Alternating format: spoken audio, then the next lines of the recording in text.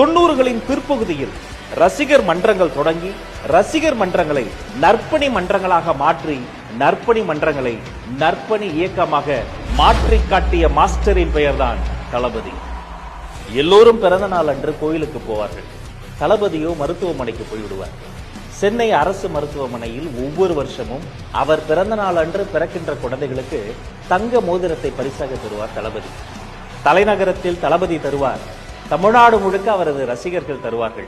அந்த தங்கம் அந்த குழந்தையின் வீட்டில் அப்படியே தங்கும். சாதி, மதம், இனம் என யாரையும் பிரித்து பார்க்காத தளபதியின் ரசிகர்கள் இரத்த தானத்தை கொடுத்து கொண்டே இருந்தார்கள். தென்னிந்தியா முழுக்க யாருக்கு எப்போது எங்கு ரத்தம் தேவைப்பட்டாலும் உடனே அவர்கள் அலைபேசியில் அழைக்கும் இடமாக தளபதியின் ரசிகர் மன்றங்கள் தான் இருந்தன.